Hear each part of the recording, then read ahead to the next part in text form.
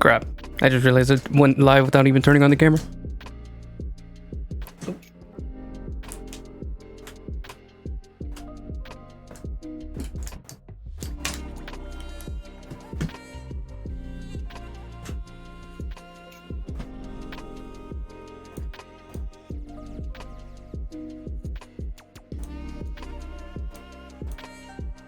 What is... Stop it. Uh-oh. Come on. Oh, I didn't plug it in. That's probably an important part of actually using the camera. There we go. Staring right at my crotch. That's where we like it. Alright. Hold for just a second. Let me go change something real quick. Please enjoy looking at the picture and listening to music.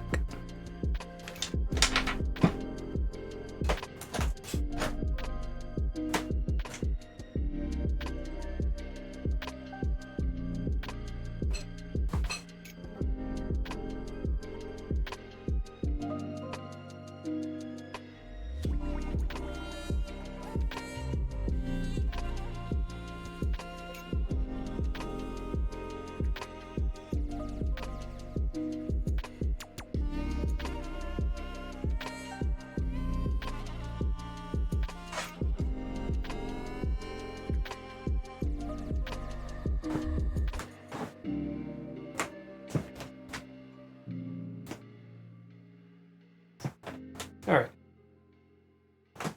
There we go. Ooh.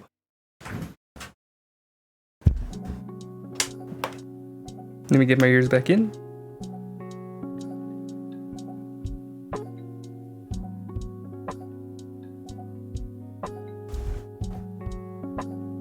Oh, get a little bit more comfortable.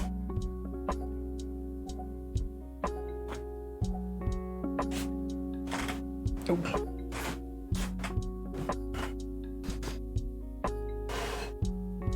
Get the fan a little bit closer to me.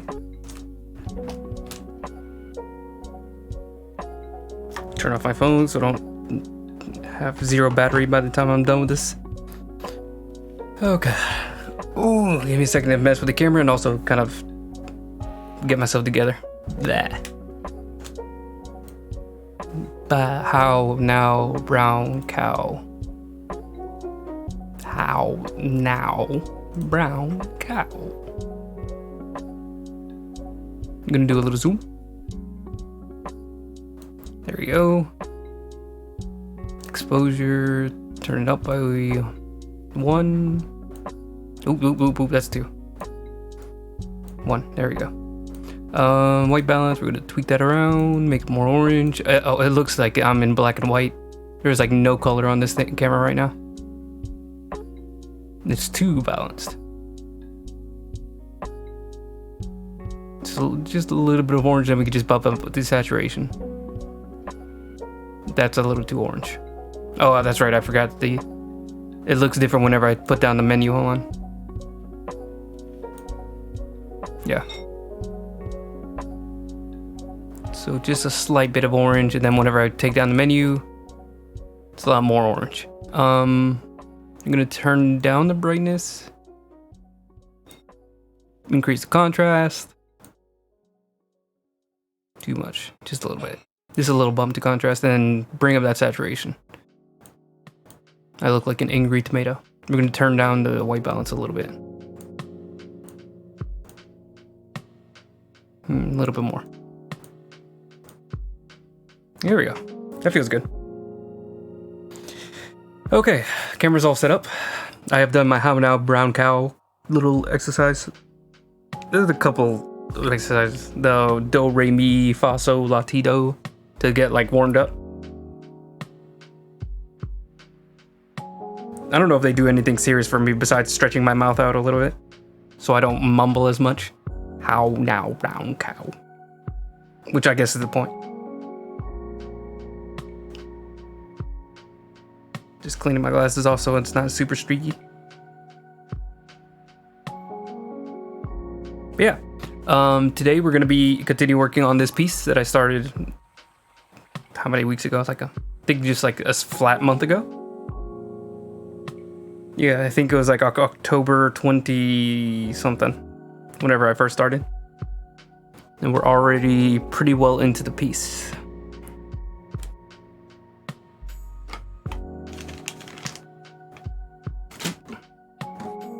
I did not clean my desk. I need to clean my desk. I'm such a filthy little animal. Okay. Lock my chair too. There we go. Now I can lean back.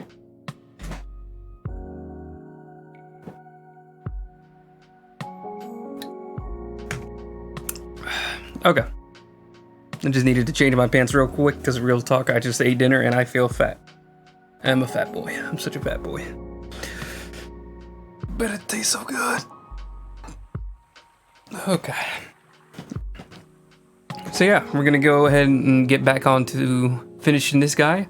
I quickly slapped on some flats for the different like levels of color and shading, but we're gonna need to clean that up. Sorry, there's like spots like right in the middle of my vision. I'm really bad at cleaning my glasses, but I feel like it's also because these glasses get so dirty so quick. It might be because they're huge, so like they can grab onto like a lot of stuff. Or maybe I'm just very lazy. It's one of the two.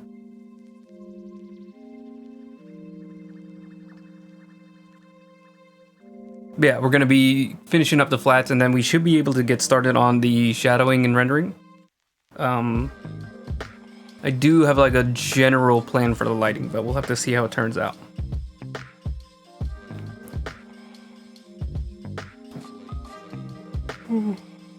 This. Let's go ahead and start drinking coffee so then I don't fall asleep.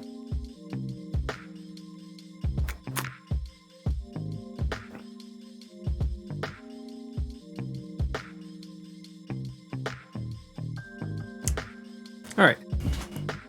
I think I have a caffeine addiction.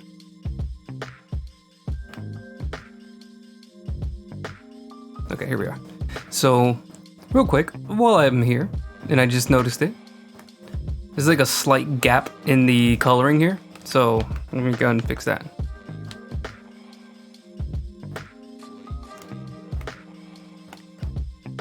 Grab the chalk brush.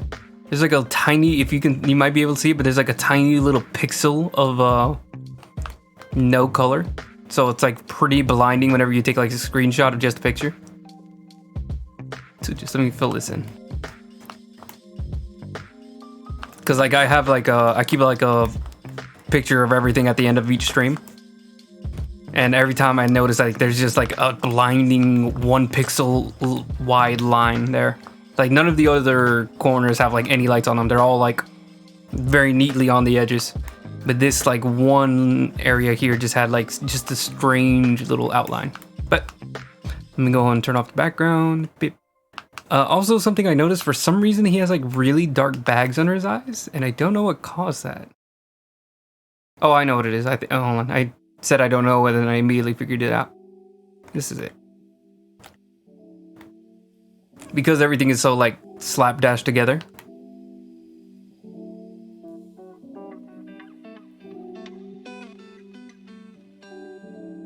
It looks like he has like runny mascara, which is not the plan.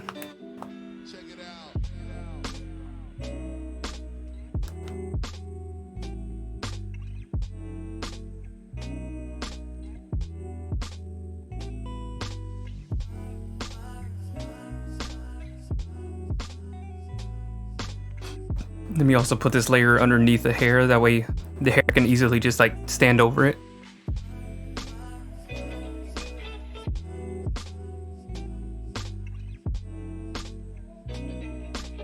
That's what that is.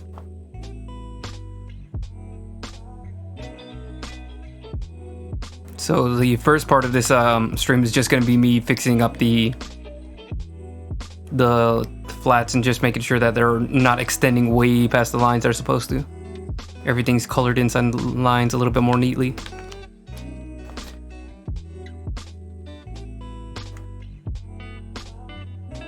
I'm just gonna use this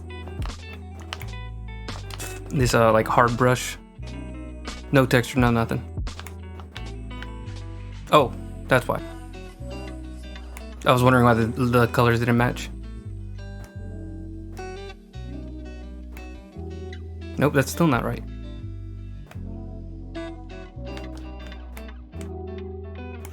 There you go, I got it this time.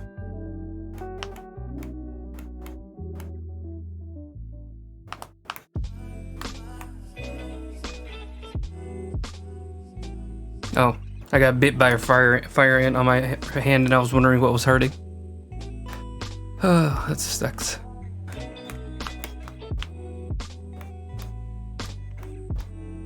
But yeah, as far as what I've got going on in my life right now, nothing really significant.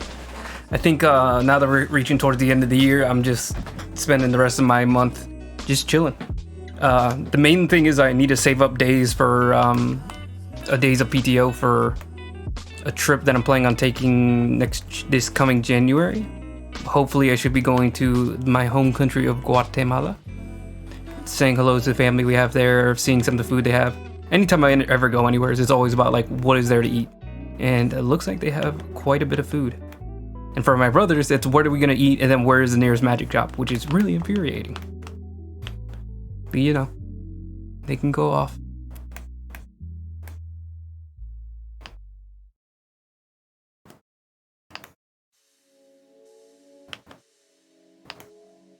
Could be worse. They could have like, I don't know, like a sports obsession, and then I'd be forced to like follow them around sports stores, wherever people go to do sports. I guess that would be like sports bars. That'd be terrible. Like I've told this to a lot of my coworkers, where like if I have kids and they're into sports, it's gonna be legitimately like really hard for me to support them. Like if they're in art, obviously I love art. I'm gonna love that if my kids do art. But like if they're into sports, it's gonna be like, oh, I have to go to their games. I don't even want to watch actual athletes play sports. But you know, it's also one of those things where it's like, oh, I know for a fact like they're gonna hold a grudge against me if I don't support them. But it's like, come on, what couldn't have been something more interesting? Like I'd rather watch a dance than like a sports game. Dance, they have like really impressive routines. Sports is just silly. But that's just me being like a whiny butt, a grumpy old man. I'm only 25, but I already feel like the grumpy old man tendencies. There's a lot of talk. I probably would still support my kids, but it's just funny thing about like, I don't want to carpool. I don't want to do any of the parking situation at those schools. Sit out there in a hot sun, watching them practice like You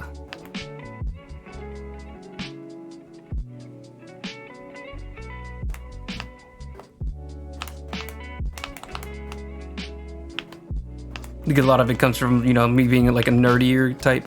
There's a lot of resentment towards people who are like super into sports. It's a little overblown. Like you know, like I'm not like, I don't have like an active grudge against it, but there's always just like a general like, I don't feel like it. I don't feel like getting in that corner. I don't feel like getting in the midst of that. I can watch sports and like get pretty engaged with what's going on because like I like to try to have an idea what's going on. It's a little bit more like annoying than anything because like I'm just there like, oh, what are they doing here? I'm like, oh my goodness, I can't believe they did that. And it's like I can like catch on what the rules are pretty okay if, you know, like nobody there is annoyed by that, which isn't always the case. Some people are very annoyed by having to explain things, which sucks because I mean, like, how else am I going to get into something you're interested in if you're not willing to explain it?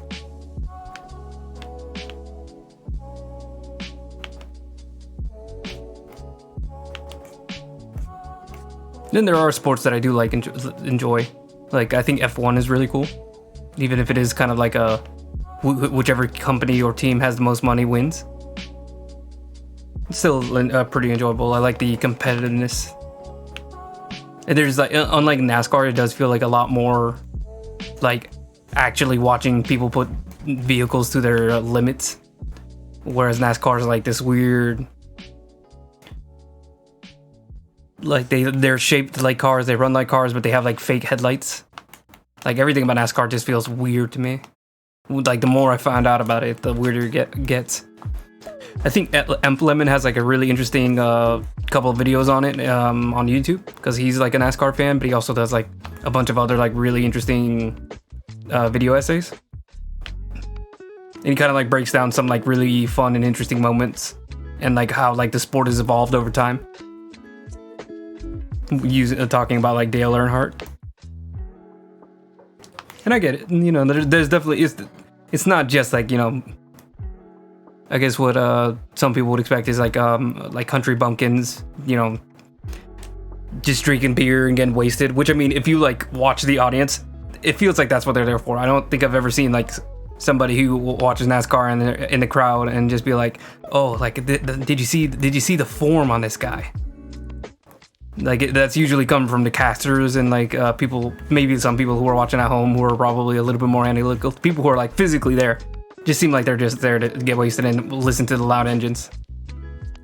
Maybe that's just, you know, how they like to express themselves, and I'm just being judgmental, but you know, can't help myself.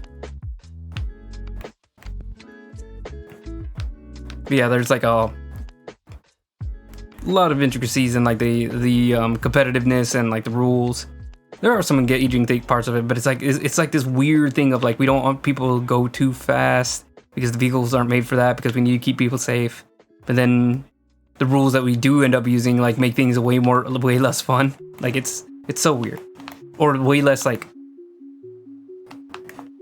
I don't even know how to describe it. It just feels like, you know, like the like going below the line penalty, I guess. I don't know what it's like actually called. But it seems like there are solutions to like how to fix the, you know, prevent people from going beneath going past the lines on the track in order to like skip people or, you know, anything like that.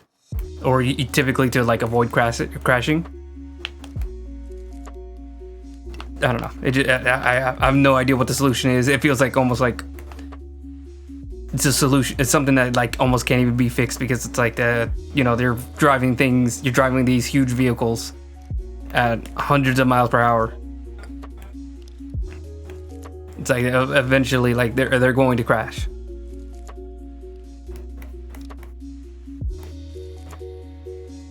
And you know, putting like preventative measures in the form of like taking away points doesn't feel like a good solution.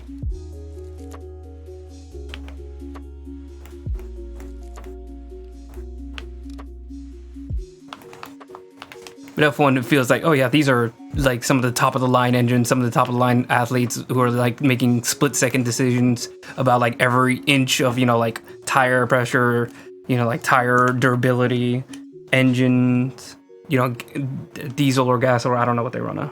I don't know that much about cars.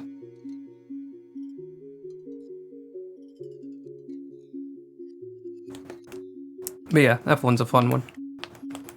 It might be because I watched the movie with like, what's his name?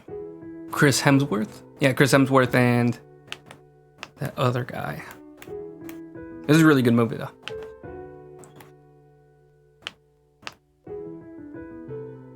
It's like one of those classic like sports like film, what's it called? Biopics.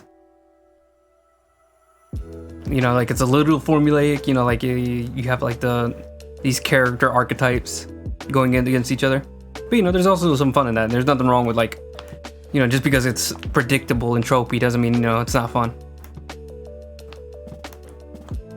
I especially like enjoyed it because like I picked it out of the blue to recommend to family, because we were all like sitting together as a family trying to pick a movie to watch on Netflix. I picked like a F1 movie because I was like, you know what? It's gonna be a sports movie. It's gonna have like a lot of formulaic moments, but I think that might actually work out. Like that might be a good thing for just watching with like a bunch of family members. And there was like a sex scene like right at the start of the movie, which was just like a little bit like, oh, I made a bad choice. But like once that scene like finished, like 30 seconds in, or it might have been longer, it felt like a year. Like immediately, like the movie was solid. You know, like all the characters, the talent, you know, like the actors were really good. It was a good time. I was about to start drawing the tie. Let me not do that on the same layer.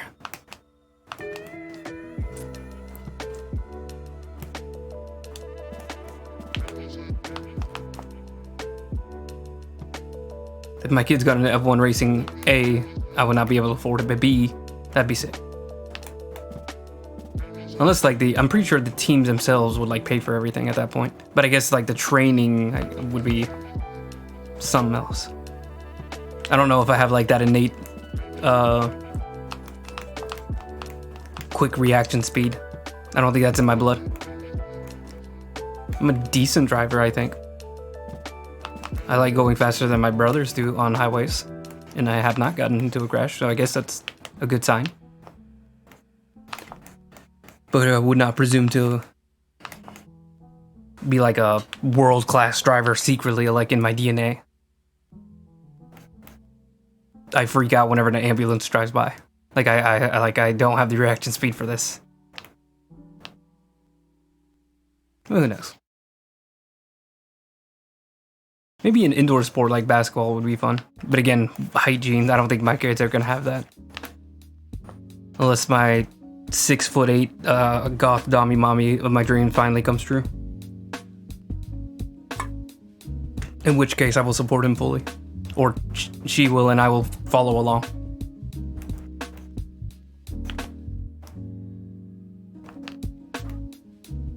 Music? Absolutely. Like I would support my kids stream music. That would be awesome.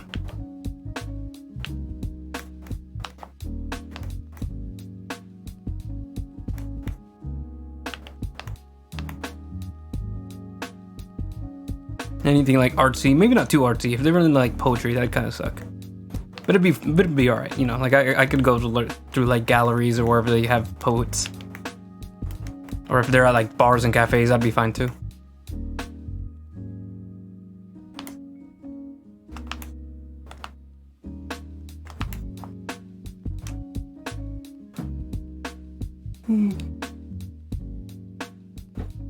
Look at this.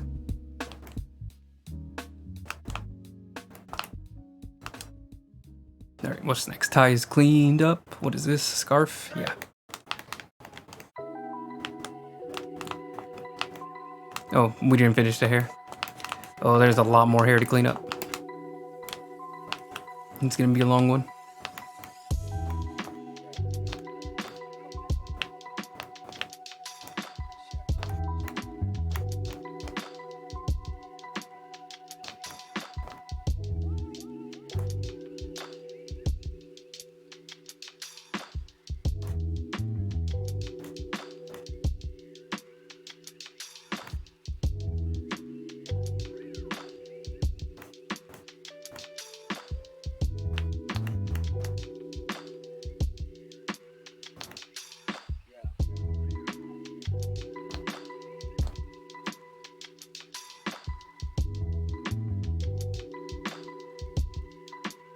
I have a feeling coloring in this mustache would be like the worst thing in the world.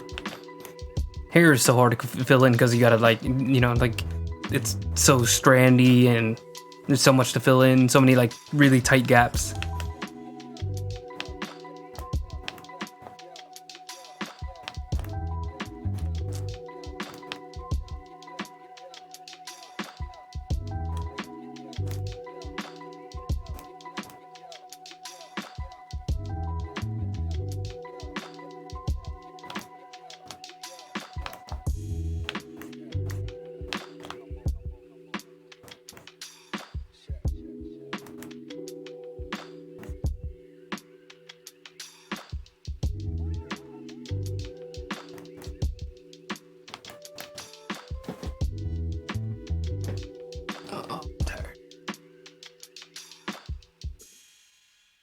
Man, I am so sleepy.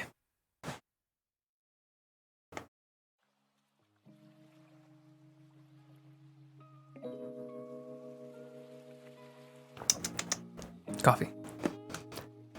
Oh, one of the reasons I was late today was actually not even because of setup or even eating dinner this time. Steam sale has started, so I was just looking at games for a minute, and then it ended up being a lot longer than a minute.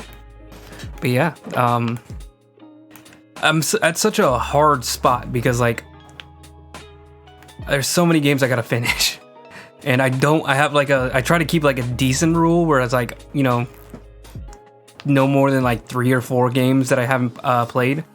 with some exceptions. Like there are some games that I'm just only gonna get to whenever I get to them, like Fallout 3, Fallout New Vegas. I think Fallout New Vegas. I have Fallout New Vegas, BioShock.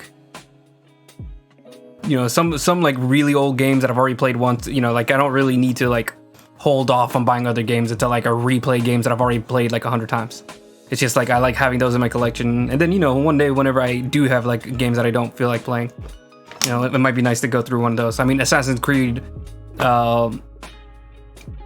Unity, I've played like 4 or 5 times on console, and then like another 4 or 5 times on PC. So that's an example of like an old game to come back to. The Sims 4, Dark Souls. There are some older games that I do need to come back to, but I usually never hold off on new games. But right now I'm looking at like Black Mesa, Bomb Rush Cyberpunk, Devil May Cry 5, Hellpoint, the Metro games. I've never played the Metro games. I've got all 3 of them, and I haven't even touched one. And then like I still have like Vampire the Masquerade, Shadows of New York. There's like a lot of ones that I haven't like even touched. Deus Ex, I've never played the Deus Ex games, specifically the newer ones. I did play the old one a little bit, but that one's a little bit too old, I think, for me. Like I had fun with it for a little bit, but like I very quickly got bored. Even with like mods, I just got really tired. Older games I do struggle a lot with, because you know like there's just like a lot of like, you know, like you're not like caught up in all the illusions, because now you know what like higher fidelity graphics look like nowadays. So whenever I have like a wonky model or like a terrible voice line in Deus Ex, my brain is like, oh, this is an unserious game. Even though back then it was like literally one of the most foundational games of all time. Like Deus Ex is legendary. For like modern sensibilities, it's a bit goofy, it's a bit clunky. It's a wonky game. You know, old school Doom. Even old school Doom is a little bit like too wonky and old, but like I think because of like how clean it is, like it's a very streamlined game as far as like it's not a super long, industrious, hard game. And then like also like all of the additional content that has grown up around it has made it like far more in line with like modern sensibilities. Like, you know, like I've seen the mods, I've seen the creation tools, I've seen like some of the like custom stuff. I don't really know what to refer to it as, but it's like Fallout has like Fallout 4 SE or Fallout 4. It's like an additional version of Fallout 4 that's a little bit more open for like bigger mods to be put in. So that way it's basically like the exact same duplicate of the game, but like some of the edges are like opened up and trimmed out. That way you can like actually add your own mods, and they can like change entire storylines. They can change entire like reactions in stories. You know, like much more like in depth to the mod rather than just, you know, like swapping out a texture. Like that's easy stuff for modding. Swapping out a model, swapping out a texture, but like there's a version of that where it's like you actually can go into like the code itself and like completely change it from the base. And that, you know, those kind of mods are really good. And I know that Doom has that kind of thing.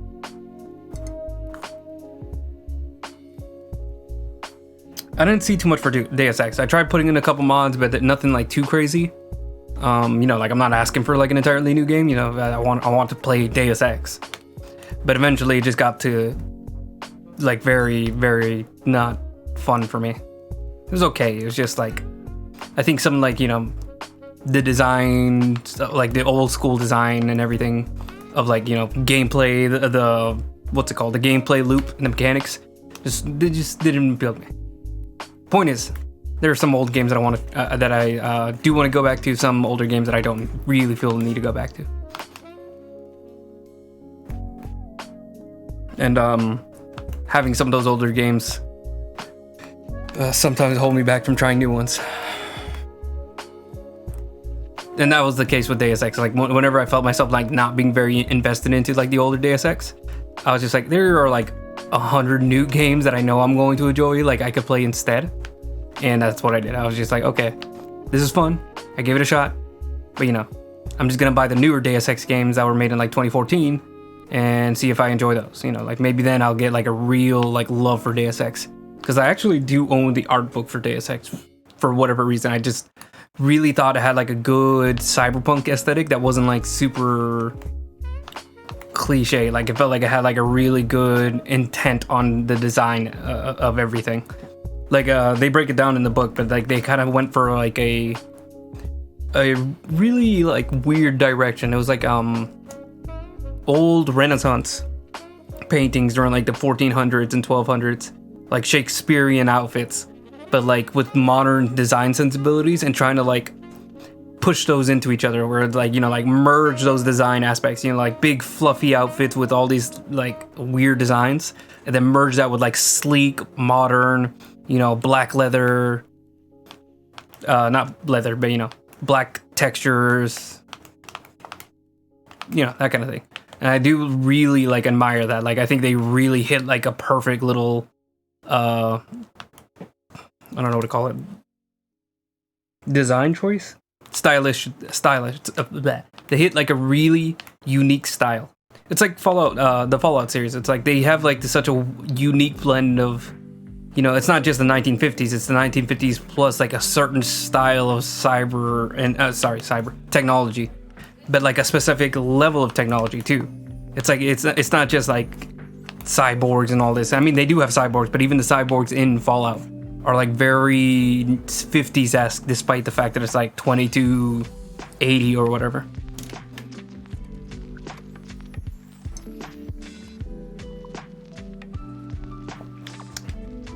I'm really off my train of thought.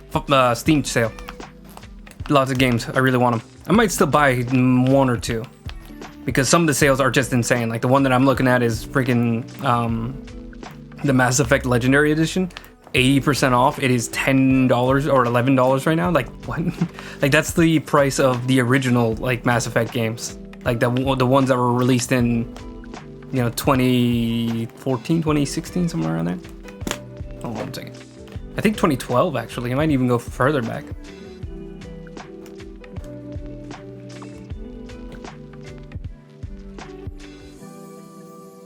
$2007? That's like Fallout 3 was released back then.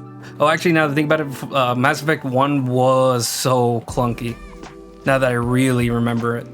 It was such a clunky and like bare bones game back then. It was just like the story that really held it together. And the gameplay wasn't terrible. Like it wasn't awful, but it was, you know. Oh, it's older than Fallout 1 or Fallout 3. What? 2008? Get out of here. Get out of my face. Fallout 4 was closer to 2012 than that. Oh, is that true? 3 years to 2012.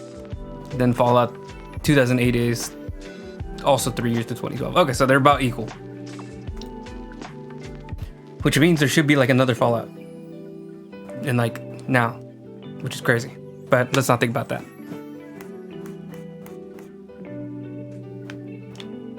I'm old. I'm 25, but I'm old. How do I do these? Because I have his hair like peeking out here, but it makes it so uneven with the rest of his hair, and it like is very noticeable in the silhouette. So I think maybe it's just like some very light streaks with preferably the correct brush. Maybe we can also just do like a little bit here too, just to even it out.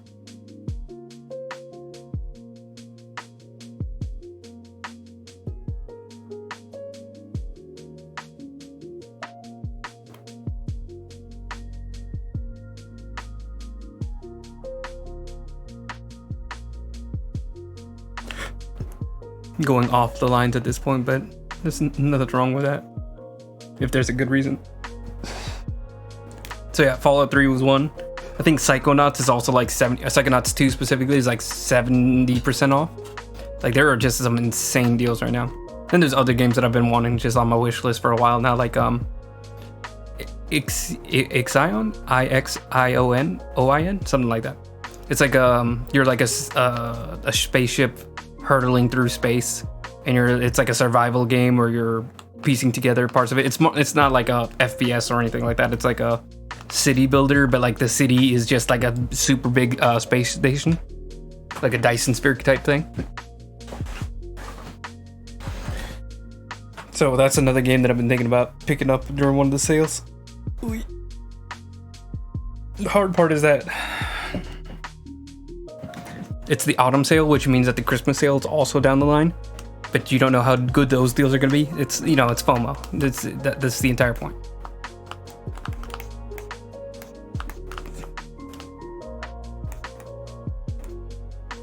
Yeah. That's the reason I was late, is my point. There's just a lot of good Steam sales going on right now. And it doesn't help that one of the YouTubers I watch, Cloud Cuckoo County. I think that's I know it's Cloud Cuckoo, but Cuckoo. I think it's CUCKOO. Maybe I'm just an idiot. He released a video about Age of Empire. Yeah, Age of Empire. And how it's so fun to get into as a beginner if you know how to do it.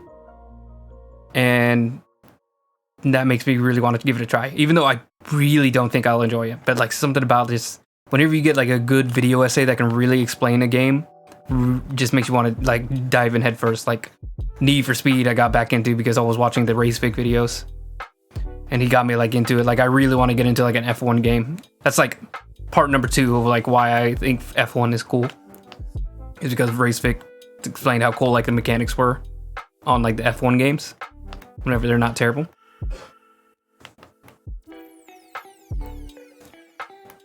But yeah, it's so hard because there's so many games I need to finish before I even get. I'm not even done with Baldur's Gate. I stopped at Act 3. I was just like, let me go ahead and try picking up Dark Tide again, because I heard this class update was pretty good.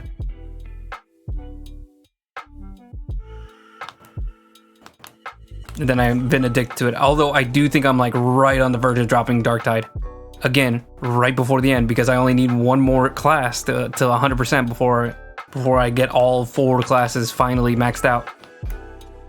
But something about this last one is just such a terrible one. Like I've played like 30 missions last night, and I succeeded like 4 or 5 of them. Something, I don't know if it was something with the update. I don't know if the Zealot class has always been this difficult to play, but it's just like, it is brutal to get through it. Like I'm getting none of the challenges, none of the little penances finished. All of the missions are going poorly, or, you know, like I'm having to fight for my life. Or, you know, like I'm dying 3 or 4 times and getting revived, and it's like, I don't want to blame my teammates, because like if it, you know, like obviously if you blame everybody but you, then you're probably part of the problem. But it does feel like my teammates are also not getting it together either. So I don't know what it is.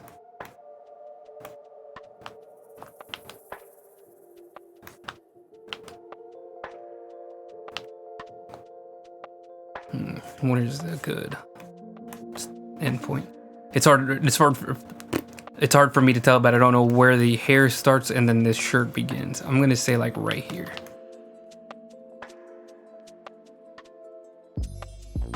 Like at one point, does it just like completely go into shadow?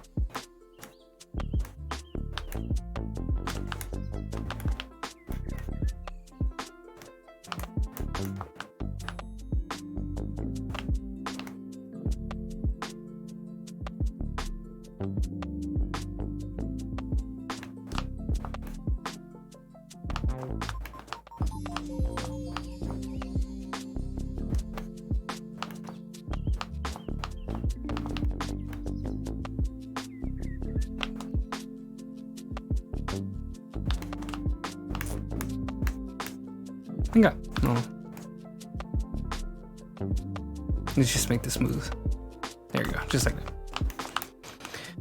Oh, almost there. Now I just need this like bottom part of his hair to get colored in. This like bottom right half, left to us. His right, our left. Oh, I'm so tired.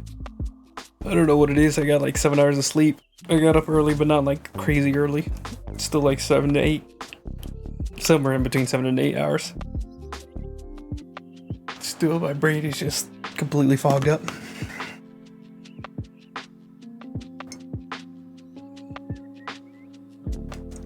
Like as soon as I got home and sat down, like I was like immediately like feeling the call for just like taking a nap on the couch.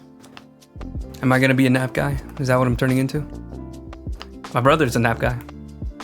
My older brother, he's a, you know, like as soon as he gets home He'll play video games for like a few hours, and he'll take a nap, and then wake up for a few more hours, and then go to bed.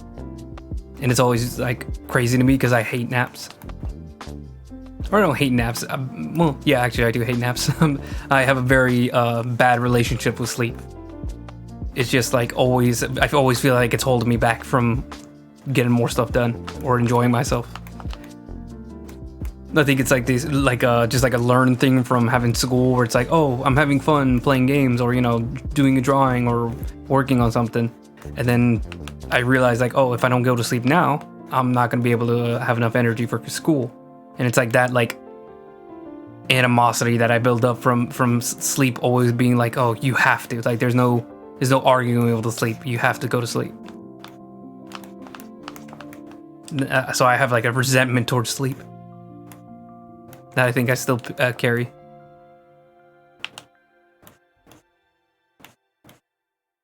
But yeah, it feels like even when I get sleep, I'm just still tired, which is probably not a good sign. But we don't like to think about health issues. We like to ignore them, don't we?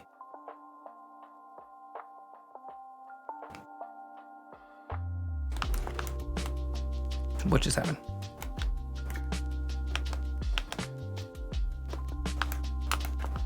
I'm sorry. All this yawning is probably making other people yawn.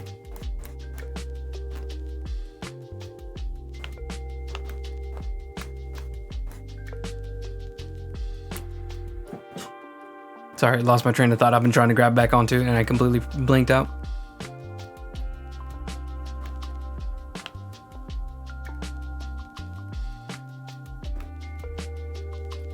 I know I was talking about Steam. Very excited for Steam sales, but can't because, already have video games. I don't want to be a hoarder, but it's so easy to like just seeing all those deals. You're like, oh, I gotta grab them. I gotta grab these deals while I still can. But there's like so many that there's like no rushes at all. And it's so hard. Because like I get excited for the sales and I'm like, oh, what's getting on sale? What's on sale? And then like I realize like, oh, even the games that I want that are on sale, like I shouldn't buy because they go on sale all the time and I already have games that I need to finish. Like I'm so close to finishing Dark Tide.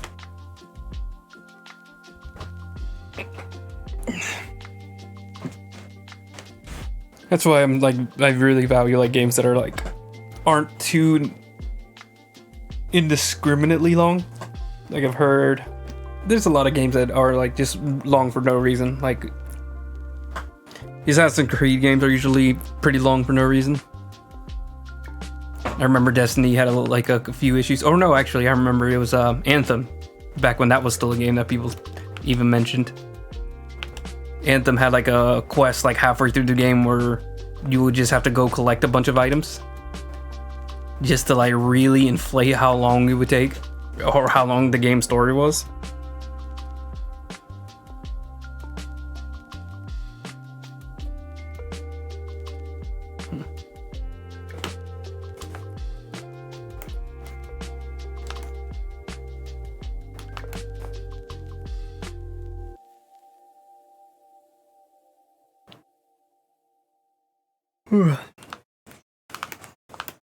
Like I played a game called Hard Space Shipbreaker. That was a good one because it was just like a not too insanely long story. It was a very fun game, fun mechanics. I like the story. The concept's really fun, and then also it didn't take like forever to finish. Like it was only like, I can even look it up right now. Hold on.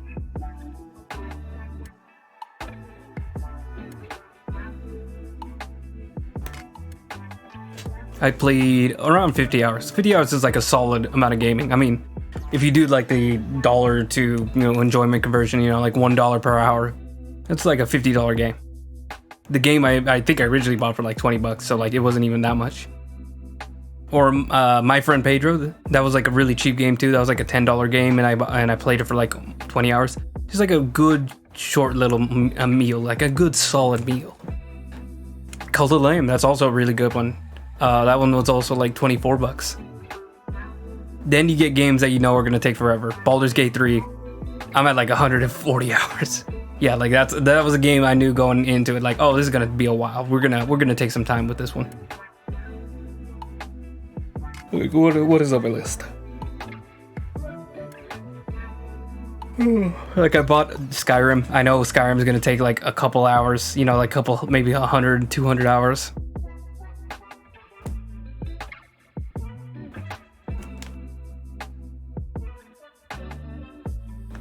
Obviously, Fallout New Vegas is the same. But I really value those games that are just like tiny little nuggets of games. Or not like tiny to the point where it's like you don't get any enjoyment out of it, you know, like it almost like a mini game. But, you know, like enough that it's, or not so much that it's like 40 plus hours and you feel like you wasted most of it. Like, you know, like all you were doing were like going for collectibles and this and that. Not that games usually force you to take collectibles, except like I mentioned Anthem.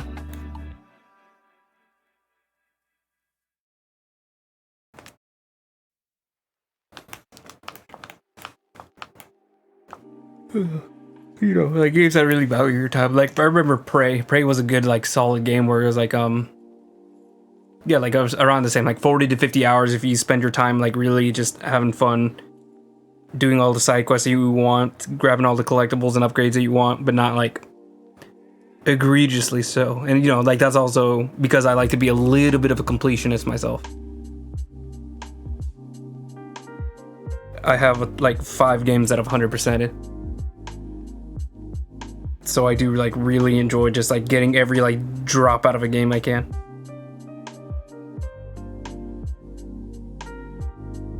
Okay.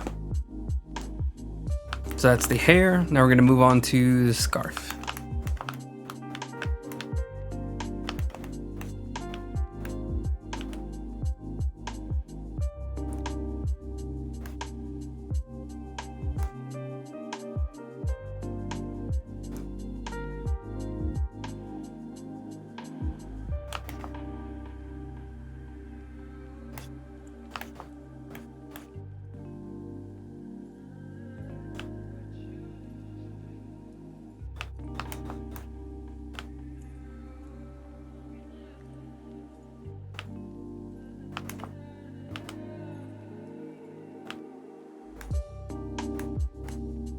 The stuff that really gets on my nerves is like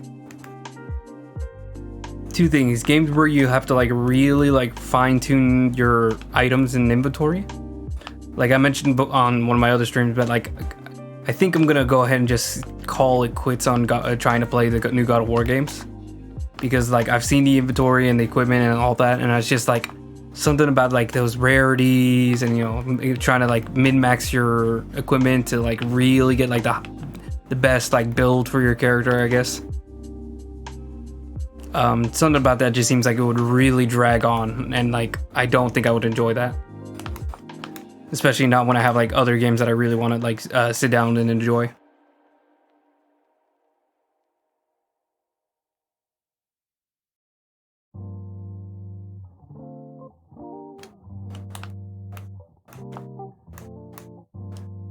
Like,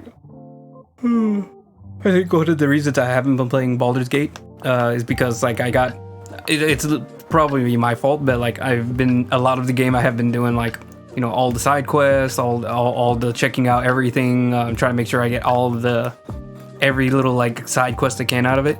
And I think one of the other things was just like I would organize my loot, but the thing is you get a lot of loot in this game, and, you know, it also rewards you for holding old loot. So like, you know, like it has like chests that you can just fill up until, you know, you completely finish the game. So like there's an infinite room chest where you can just like keep piling all the equipment you want in there. So like there's a lot of incentive to have like just like a huge pool of like all the equipment, and then switch them around on all the characters to find like their best items. And then eventually it's to the point where it's like I'll be like, oh, I should organize my loot table. And then like an hour later, I'm finally finished. And I'm like, wow, I have like another hour to play video games, and I got to go do something. That's my fault. I'm a little loot goblin, but, you know, it also is what it is. Like, you know, like that's if I had to pick a reason why like I probably lost interest with it for a little bit, it's probably because like there's a lot of like smaller little mechanics around it that I can really get lost in. And then that ended up like taking my focus away from like actually playing the game. Just for a little while. I definitely am going to go and finish Baldur's Gate. I don't think I'm gonna. Yeah, I think once I'm done with Darktide, I'll go ahead and get it done. I might play something in between, like some smaller game in between.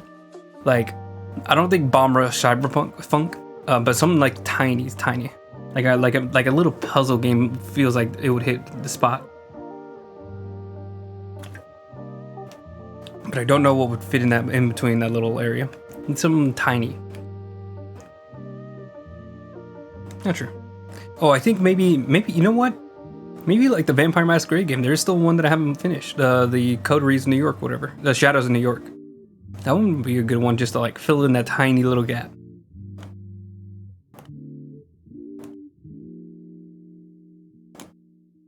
Or maybe do one of these what is it?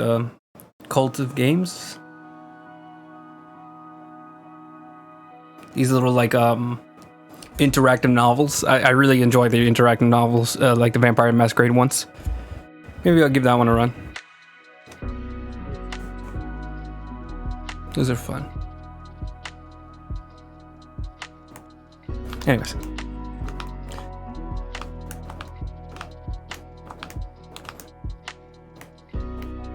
Okay. That's one half of the scarf. Oh, sorry. There's also this area. There's nothing much I gotta do here. Just trim it off the sleeve.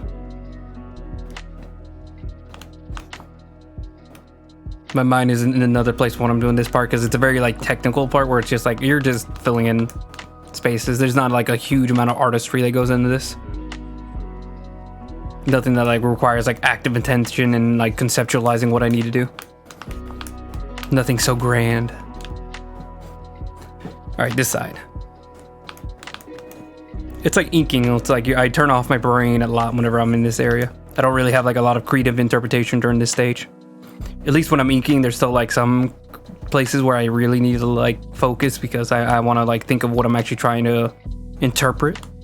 So, you know, like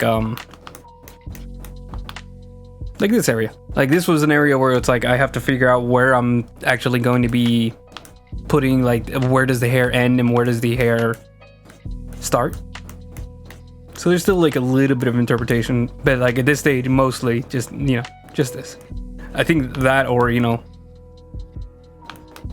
another obvious one is the hairline that I was just doing at the start of this stream, where I was trying to figure out like how do I interpret that in a one-to-one where it's like it's either hair or not hair, no in between.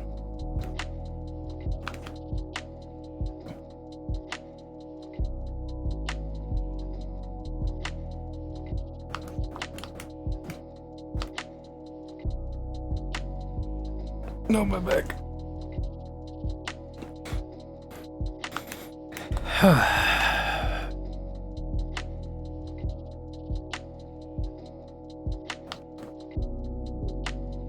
Yeah, I'm really enjoying how this character looks.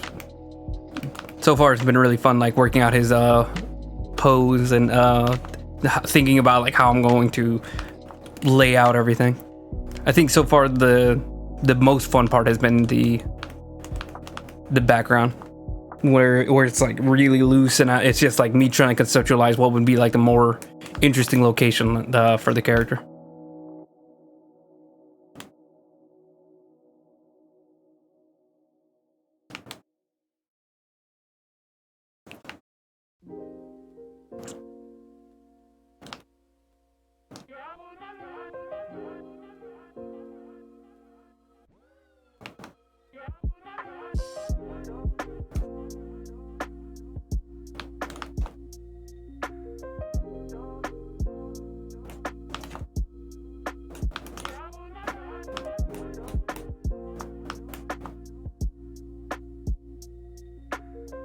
It has been a minute since I played any of the interactive novels too. That might be really fun. I'm not sure. One or the other.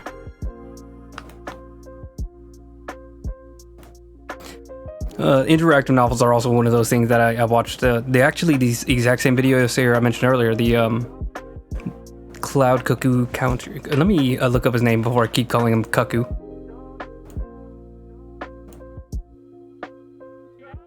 I think cuckoo is just such a weird word that my brain keeps trying to say it differently. Because it's just a weird looking thing. Yeah, even like in my search history, it's Cloud Cuckoo.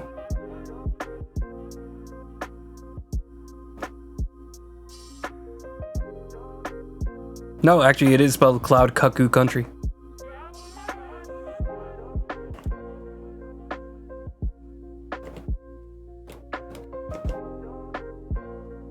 Yep, it is Cuckoo.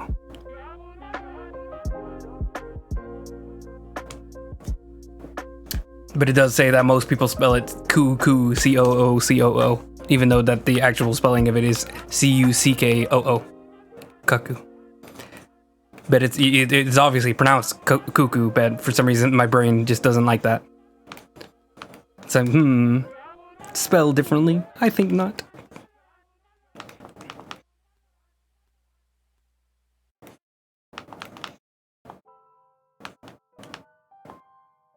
Like my brain is arguing for like the actual pronunciation for words. It could literally have like Google tell them like the way that you pronounce GIF is more appropriately GIF, and my brain will be like, no, I don't think so. So I won't. And it's like, thank you. I like having this struggle every single time I say a word.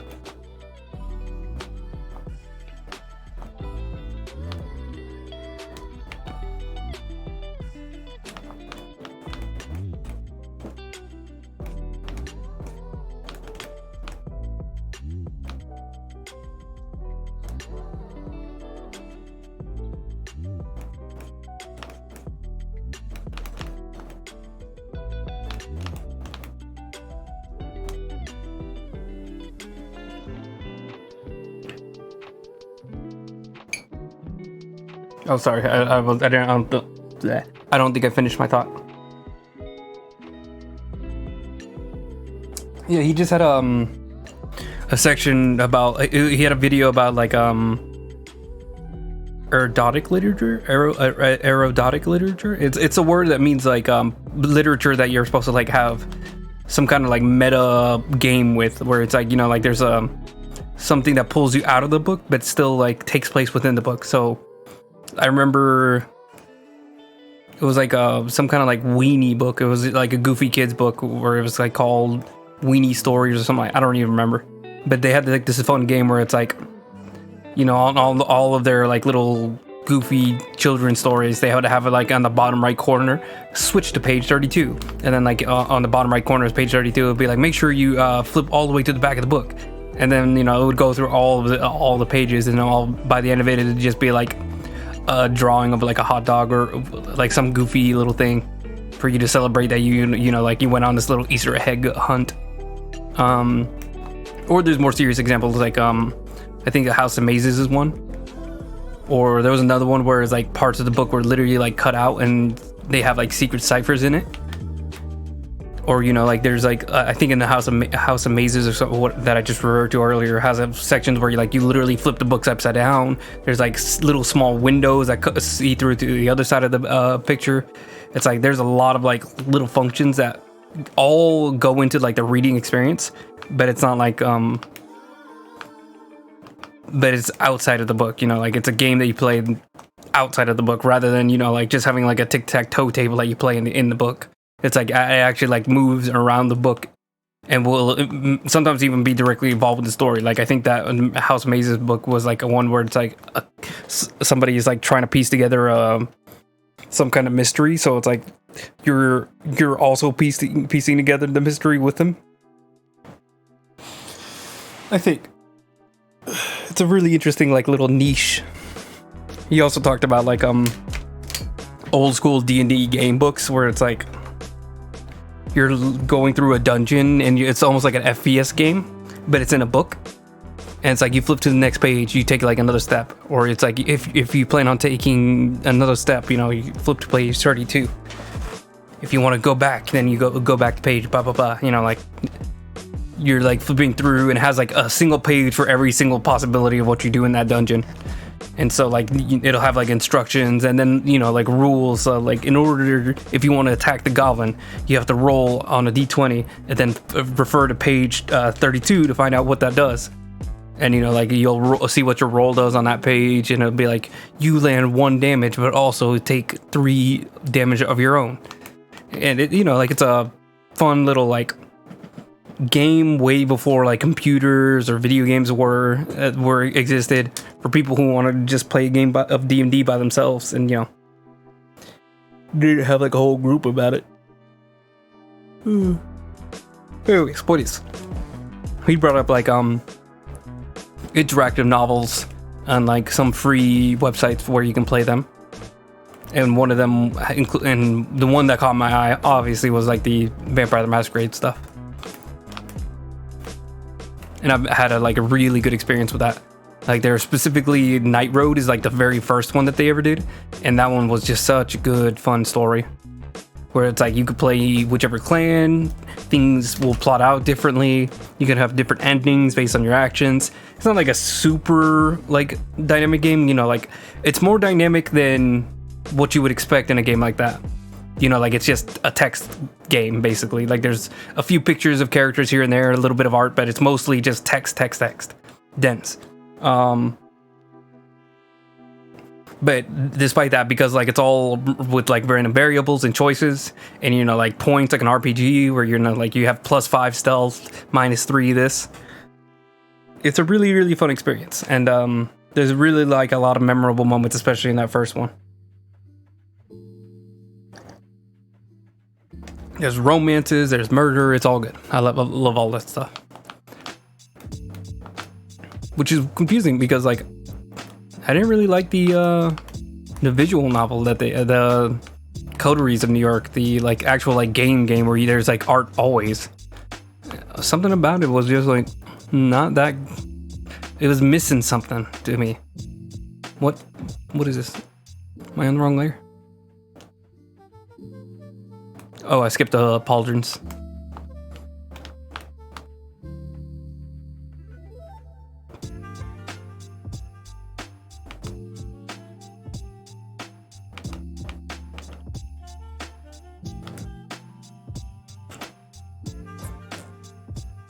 It's surprising, but one is like actually made to be just a game, and it's actually less interesting than the one that's like an interactive novel where you play while mostly just reading. And that one actually felt like a much more dynamic and interesting system. But I guess maybe it shouldn't be that surprising. D&D is a game that, you know, you play with only like paper, and that's one of like the most fun experiences that you'll ever have, is just like having a good, solid D&D adventure with some friends. Or there's probably solo too. I actually don't even know about D&D solo. I don't think I've ever tried it.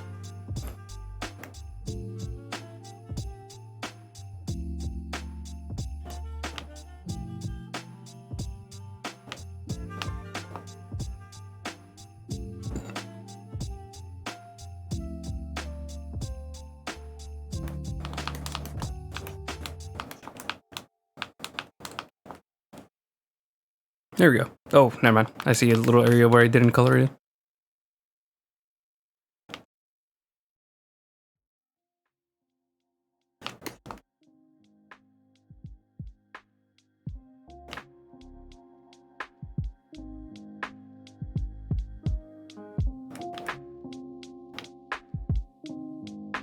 Oh, also just to mention, after listening to the last stream, I have decided that this is a really good settings for the volume, like a really good setup for the volume. My voice is loud, but not too insanely loud that it feels like I'm breaking the stereo. The music's loud enough that you can hear it, but it's also not so loud that it's super, super distracting from what I'm saying. At least from what I could tell. I feel like I've found like the perfect little spot where you can actually still hear the music, but it's not like deafening. Or sorry, it's not. You still hear the music, but it's not too much of a struggle, and it's not like making it really difficult to hear me whenever I get a little quieter. Man, my eyes are like trying to close themselves. It's really bad. We're gonna probably have to cut it pretty early this week, but like I'll try to at least get some of the shadowing started, or maybe I'll Maybe I'll just do like a quick, like trying to get in some colors just to show you where we're gonna go, because I feel like I'm gonna fall apart. What is this? Oh, that's the suit. Are these the same shade? No, it's technically, I think, like one shade darker. Let me see. No, you can't really tell. Thought maybe those two layers would like make it stand out just like a tiny bit more, but it's still equally really difficult to tell. So this is gray 45. Okay. Then this is gray 45. Okay. So yeah, there is an issue there. Let me check this. Where's the layer of reference? Not that. That's the one. No, that isn't it. Here it is. So I think the suit here in the middle is a little bit darker than the tan on the left. Wait, what if I turn this in black and white?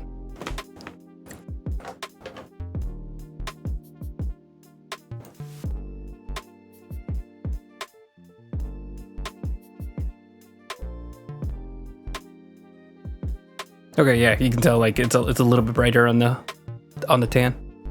Just wanted to check.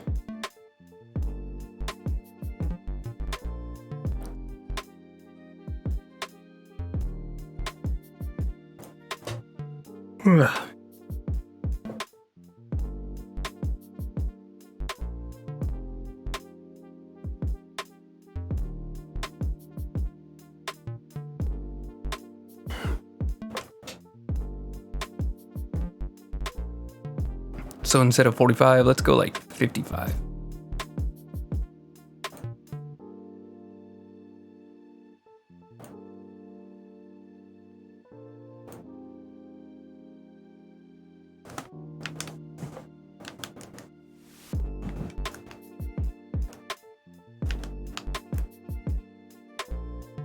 This is 55?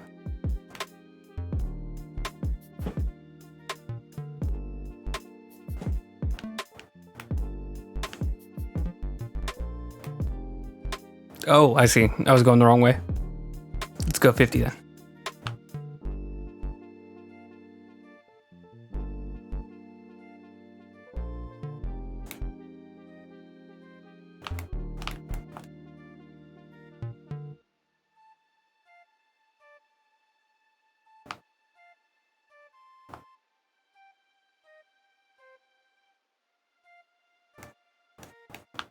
I think I actually just fell asleep while looking at this. Let's not think about that for a second. I'm gonna try to push and try to finish this. At least like a decent amount of this. What is going on? It's not letting me color. Am I on the wrong layer?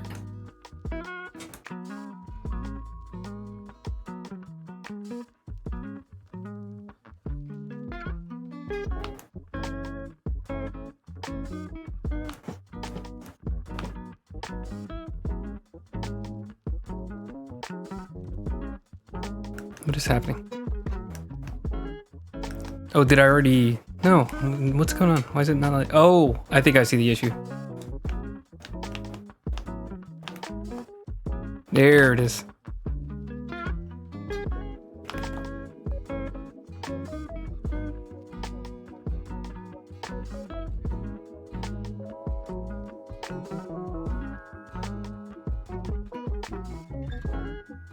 Not quite, actually. Hold on. I just realized that this is a paint layer. That's the one. That's the real one.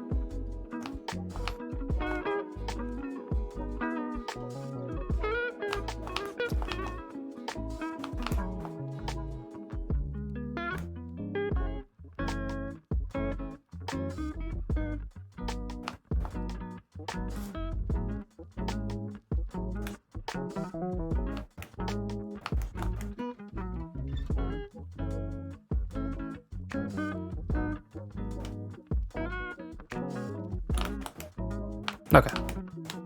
Now we can fill in the rest.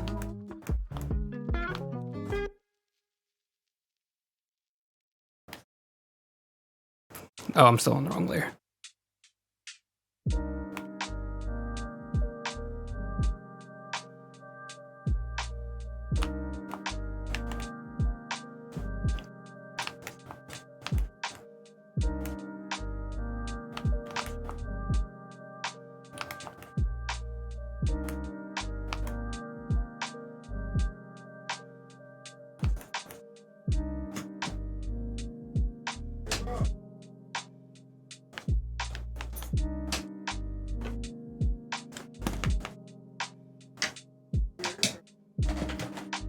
My dog has arrived with ice cream. Maybe not move the camera actually. It's gonna mess with the camera, and it's gonna. I've already changed all the settings. I don't want to do it again.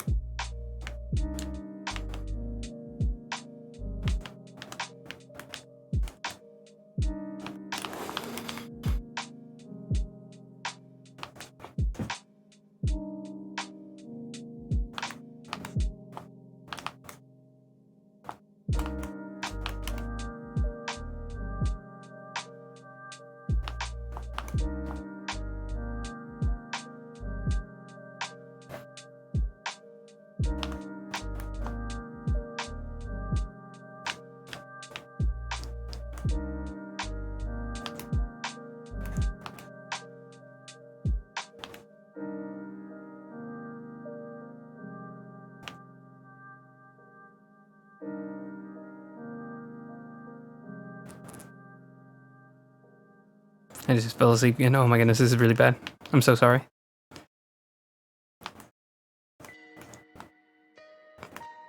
I don't know what's going on. Why is it so bad?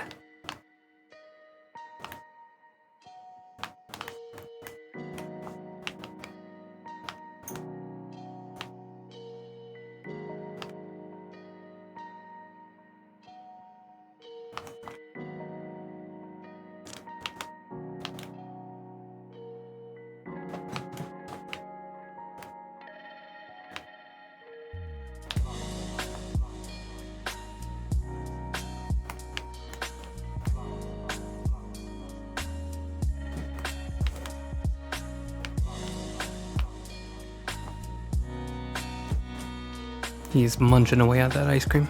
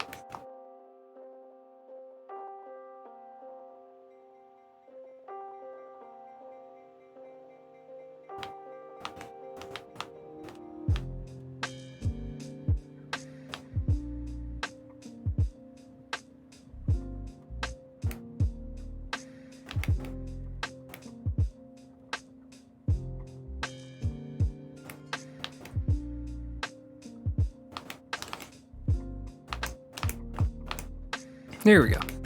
How's this hand doing? Ooh.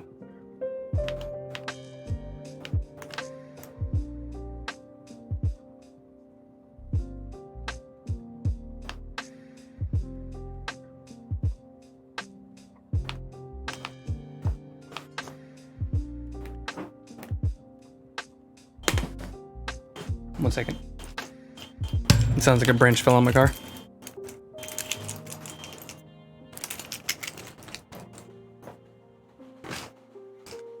My car has a very sensitive alarm, so like literally anything that touches it or any car horn that's too loud near it will set it off, and it's really embarrassing. I think that woke me up a little bit.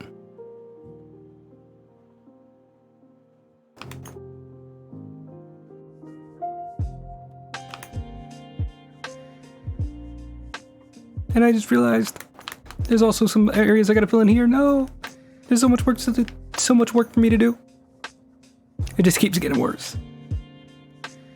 It's not that bad. It's actually, this part's actually like very fun and relaxing. It's just that I'm falling asleep. What is this? What? Why is the hand the same color? The hand's not supposed to be the same color. What's going on?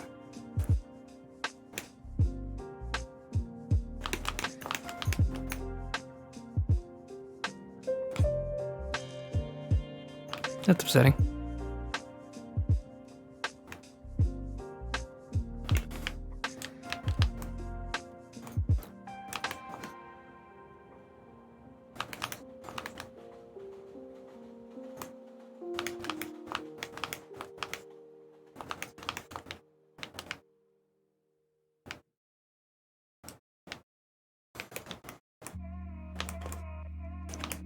Wait, what is happening? Oh, this is a paintbrush, that's why that's doing that.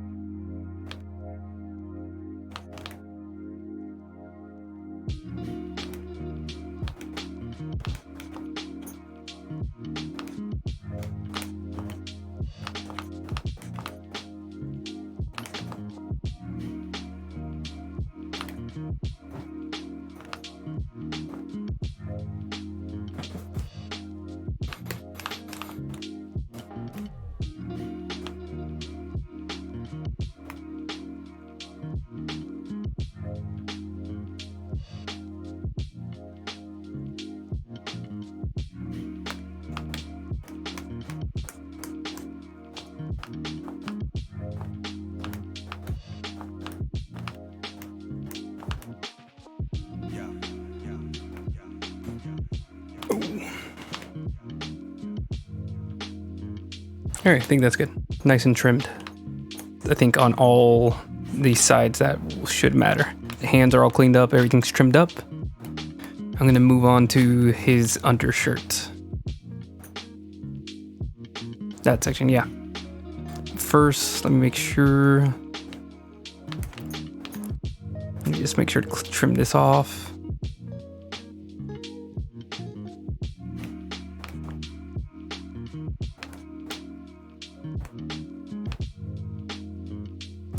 Also make sure this is trimmed off. There we go. All right, now I should be able to fill this in.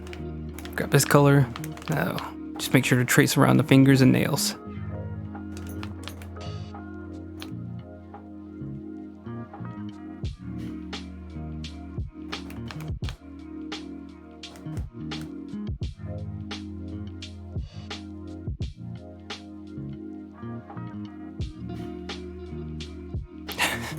I keep jumping myself out of sleep. This is insane. I've never fallen asleep on stream like this. Well, actually, I think I have like gotten close, but not this is just crazy. At least it's not like a full snooze. It's just like a I'll dip out of consciousness for a bit and just snap back in. So it could be worse, but it's still pretty embarrassing. But it's not even just like the stream that I want to keep up. It's also just like I just want to make sure I actually get some work done before I call it a night. So I'm hoping to at least trim this up, and then we're just gonna have to call it a night. Like I think what I'll do is probably wait till next week to actually do another like actual like editing session of putting this video, putting a time lapse together. Like this is not gonna be enough for a full time lapse on its own. There we go. Nails are all nicely trimmed in their place. Let me just maybe call a little back here.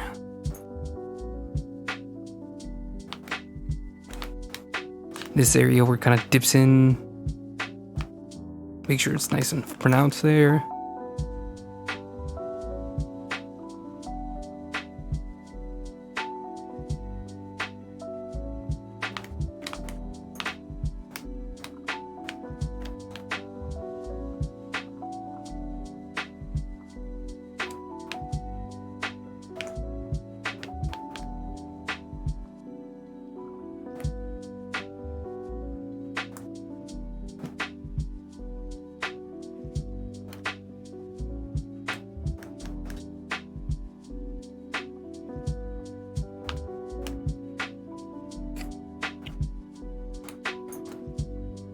Okay, then what is this?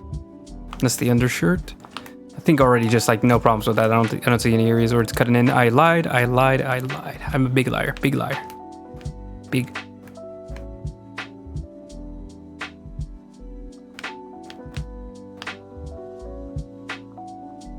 My dog is still just sitting there eating away at his ice cream.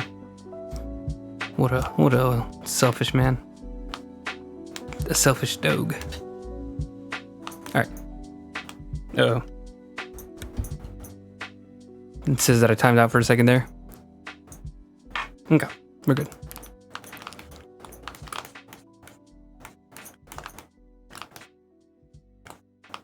Is this the... yeah, the hand section. So let me just grab this color. We're gonna fill in his hand. I should probably put this on a different layer. I'm gonna do it like this. I'm gonna fill in this section here. Go to the layer underneath and just erase everything. That's not this guy's hand. Or actually, let me just like completely blank it out actually. So it's all just one color. Yeah, that should be good. Then we can grab this color again and do it for the other hand. So it's like two shades, like let's say like a normal person's hand, like a normal pale person's hand. Here. And then his like bony white greenish skin compared against it makes him look almost tan.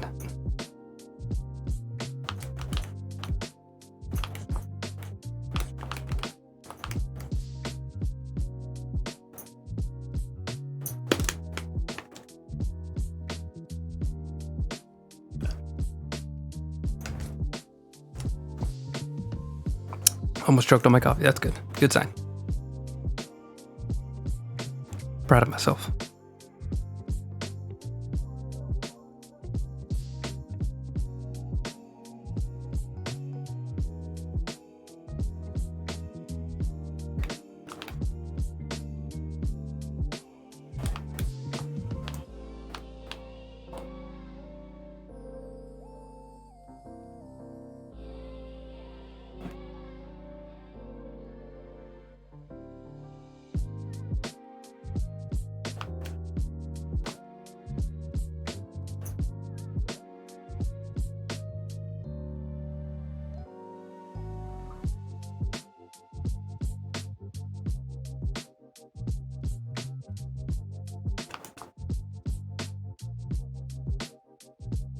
Almost done.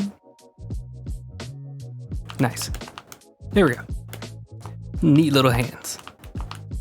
And I don't think there's any issues with the skin. I think the skin's all good. The flesh. Oop. Went outside the box there.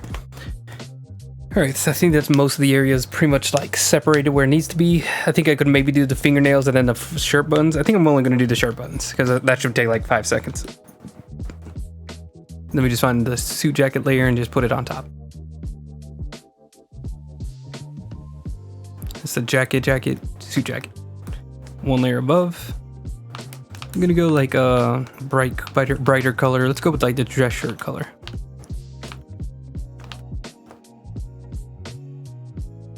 Then whenever I actually get everything, all the colors like laid out, I think I'm gonna... Once I get all the colors laid out, I'm probably gonna make it a little bit more of a natural wood color rather than this like blinding white. But just to show that it's separate from the shirt. I don't know, something about that feels too... Let's just grab this skin tone color then instead. Lock the background. Beep, beep, beep. That way I don't have to worry about it fitting in with any of the other lines. Yeah, that's much better, more natural color. I think the white was a little bit too distracting. Okay. Hold on.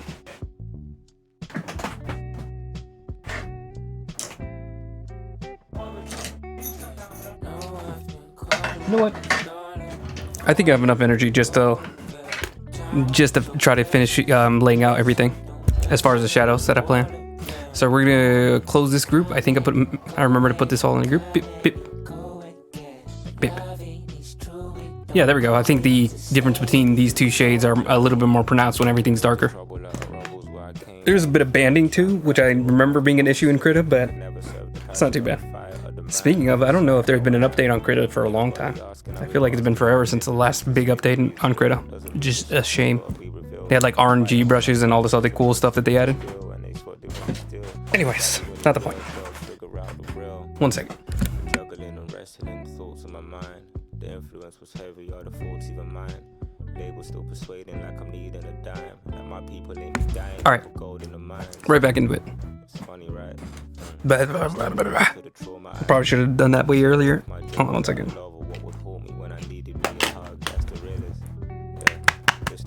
Oh, good. Ooh. I think that helps a little bit. Just a little bit of shock. Also, my face is very soft and smooth because I just shaved it this morning. Very nice. I always get like really bad marks underneath my neck. It's really hard to shave underneath there. Trying to get around the Adam's apple and everything. Okay. So, the planned on... I'm going to make it like a duplicate of this. I'm not exactly sure why, but it feels like something I should do. Merge group. Turn this off. Okay, so this is just like a decoy. Like we're just going to use this as a sample. Oh, I think I know what I'm doing now. So, oop, there we go. No. We're going to make another group. Put on top of that. So we're going to have like the light 1. The brightest light is probably going to be coming from behind him. This is supposed to be there we go. There we go, just like that.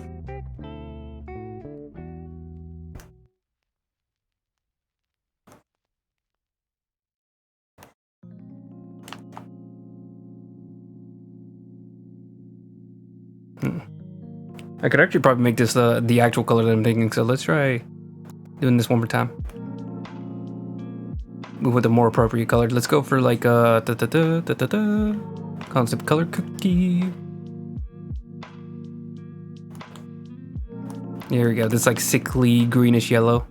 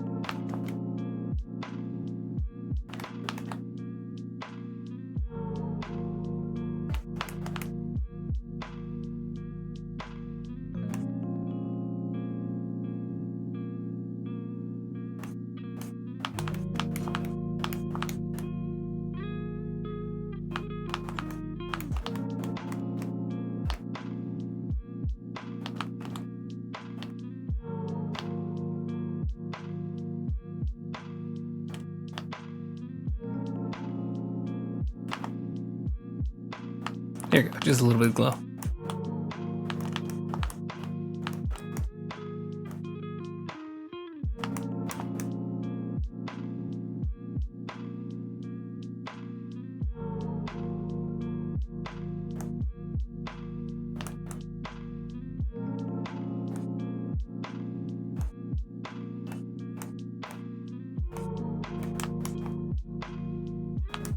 There we go. So I think that's going to be the strongest light, just like coming from behind him. And just remember that would be probably hit maybe a little bit on the fingers here too. Make it a little bit over here too, but it's gonna be pretty light because by this time it's gonna be a lot farther. There you go. But then like there's also gonna be like a purple glow from within. So I'm thinking like from here. Yes, that's exactly what I'm thinking about. Yes, I love this. Just like an inner glow.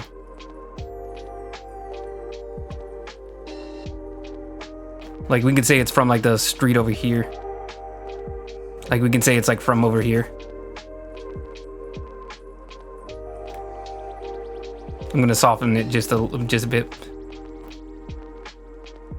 Nope, not like that. What did I put? Hard light does that. Why does it do that? Make it a screen then. That works a little better. And let's just make it a normal actually. I feel like there's too much going on with screen.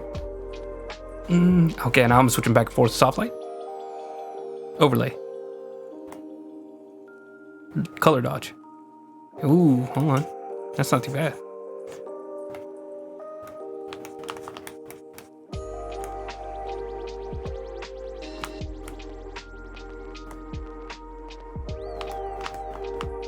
Ooh, that does look nice. And then one more for the shadow. So as far as the shadow is what I'm thinking is something like this. Let me put on his red eyes too.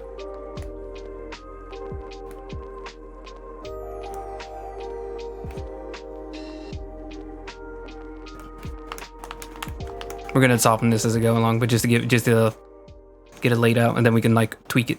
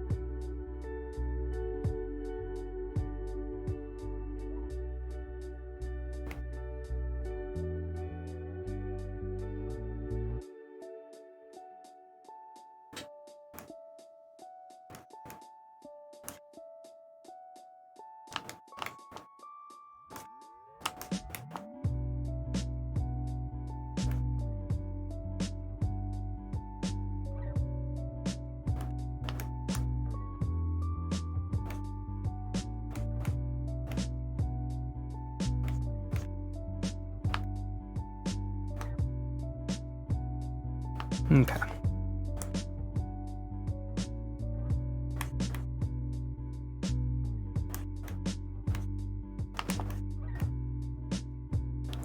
So something that I'm doing that's a lot different from what I usually do is a secondary light source. I've done secondary light sources, but it's like, it's not really something I usually plan on that well.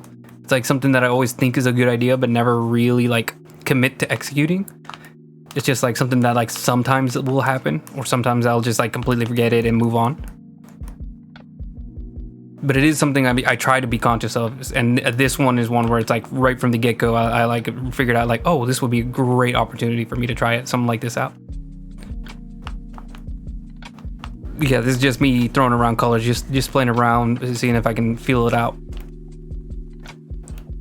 Just trying to see if I can get a hang on it. And it's not too bad. I think I'm just struggling with the face a little. And I'm not sure where to go from there.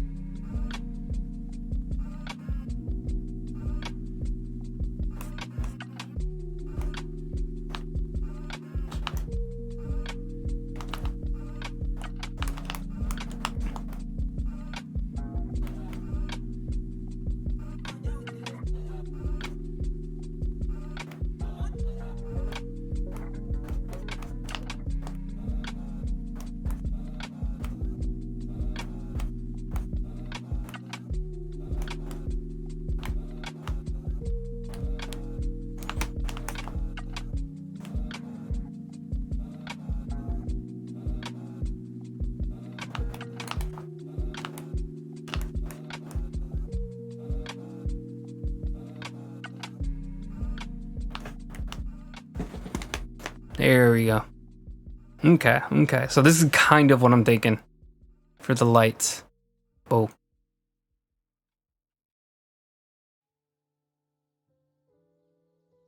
How do I do this?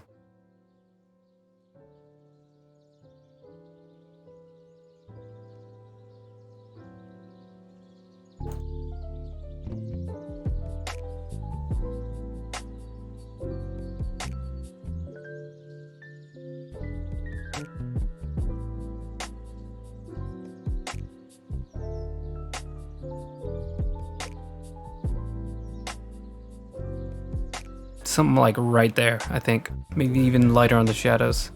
Because it's already like a really dark piece, so I don't need too much of it. But I'll have to think about that. Because I don't want him to like completely fade into the background. And then also, we're gonna need to think about the coloring of everything. The color of the section. So let me do one more duplicate.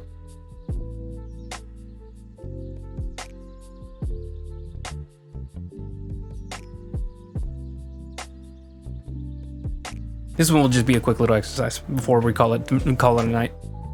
And I don't think I'm going to include this in the thumbnail because that's going to put people's expectations a little too high. Because this is basically something I'm going to throw away, but it gets us a little closer to where I want to go. So I'm just gonna. I feel like that doesn't make any sense, but I'm getting really tired, so I don't know how to explain it.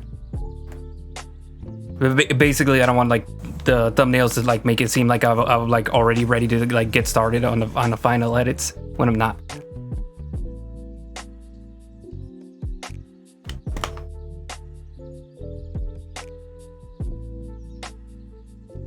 Where are we?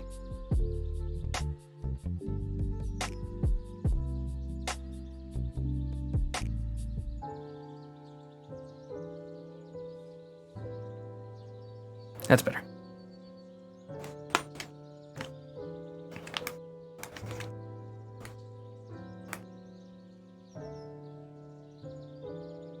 Okay, so then the jacket, it's gonna be like a tan, creamy color. So we're just gonna do tan, a little bit more yellow. That right? Hold on, let me put up the reference. It's almost there, just a little bit lighter.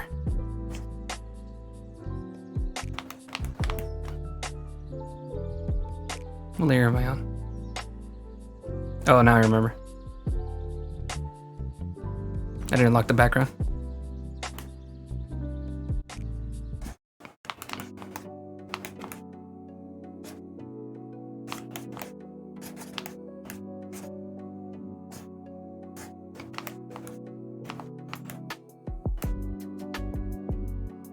This does kind of feel right.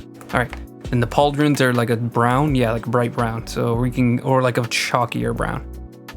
Just like a good mix of like a dull brown with a little bit of like warmth to it. But not too overwhelming. So maybe like this. A little bit too red. This feels almost like it's there, just like a slightly warmer color. You could probably like even just pick it up here. I think that's the one. No, too much. Just like a step below that, just like a step. I think that's the one. That's the one. I think that's the perfect one. And for the scarf, it can be like a dark brown, like a very vibrant brown.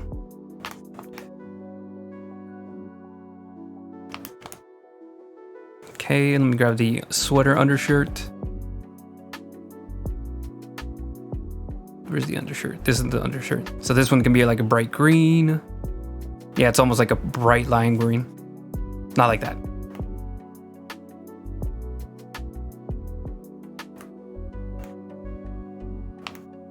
Yeah, that's way too neon. Just like softer.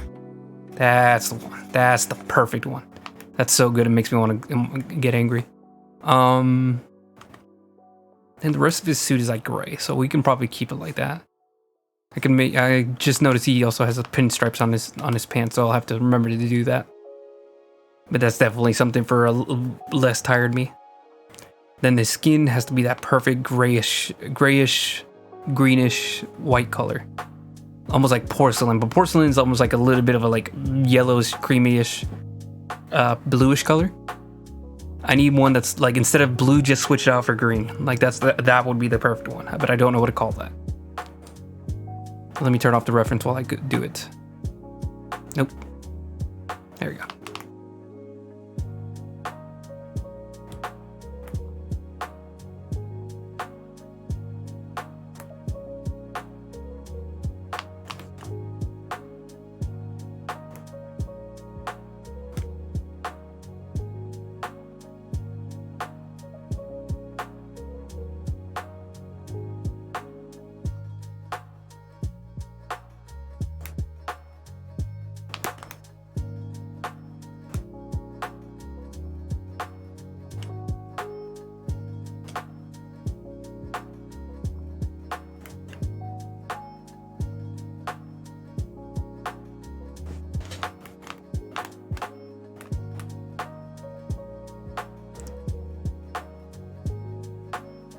Maybe just something a bit paler than that.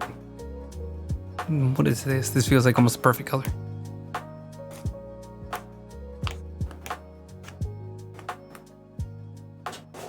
Maybe just a tiny bit more saturation, just tiny.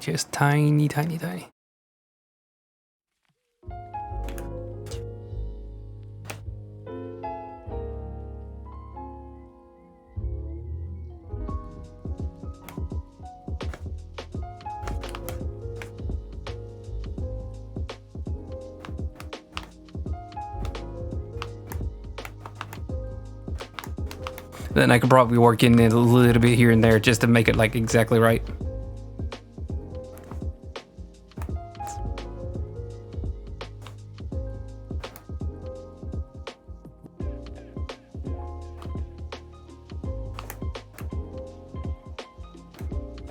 The bottom half of the scarf is a bright red.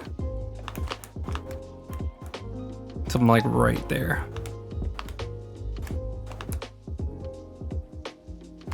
There we go. We're getting pretty close to like the final palette of where we're gonna be heading. Let's see, is there any way I can do some funny stuff with the hair to make it a little bit more vibrant?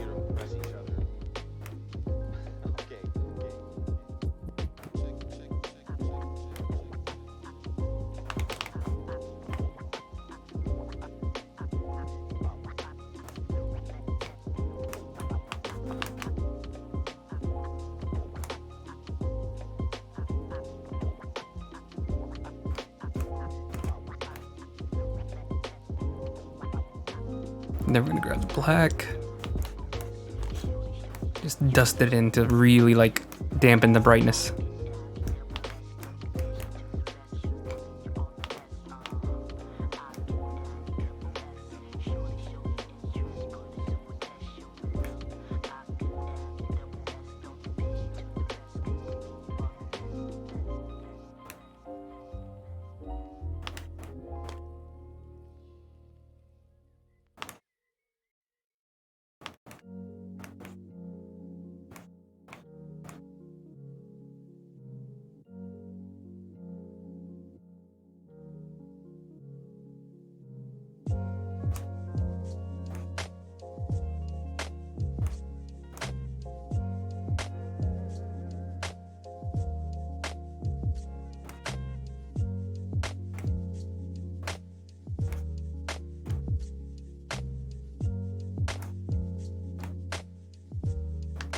Oop.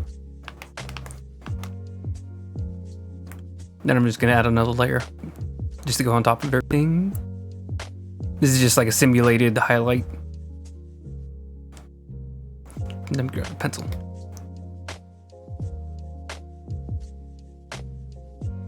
Bigger than that.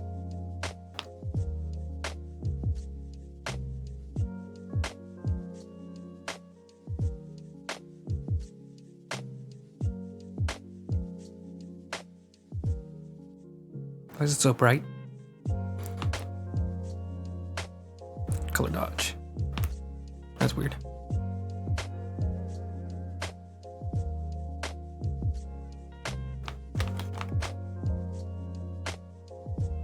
And for the other side, I'm gonna go for more of this pink color.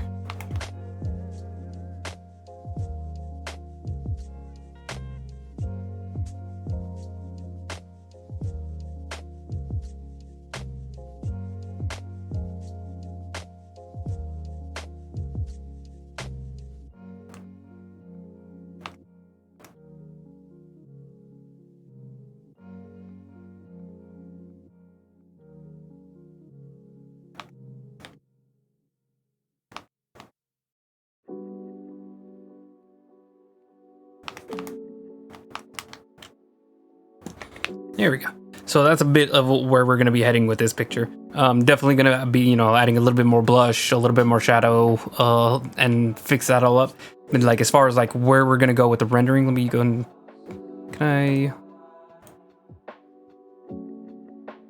Yeah, I think we can turn this off, or we can probably kick it out the group entirely now.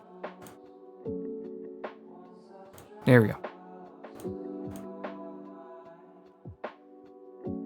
Yeah, so we can just. This is where we're gonna leave it. Well, what's going on? Why are the lines so bright now?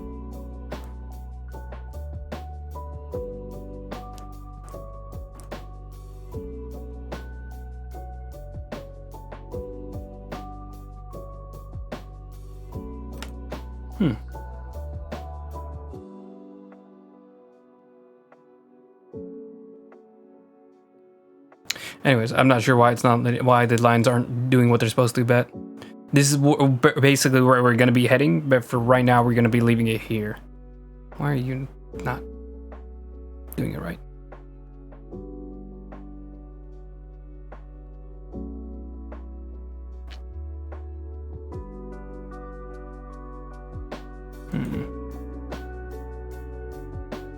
Oh, I think I see.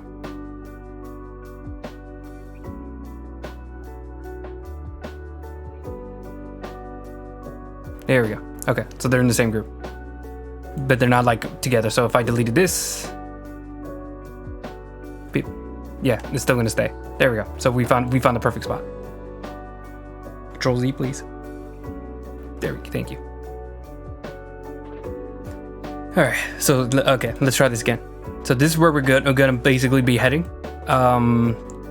And then this is where we are now that everything's been cleaned up as far as the layers. I'm probably not going to be releasing videos for this week because I've been so just literally falling asleep while I'm streaming, which I apologize for, but I don't know what spurred it on. I've just been very tired today. 1 second. Yeah, this is where we're going to leave it. This is where we're gonna be headed. I'm gonna keep it just because I like keeping this for ideas later. I mean, you know, like this is a good way to plan out how I'm gonna do the lighting on the character.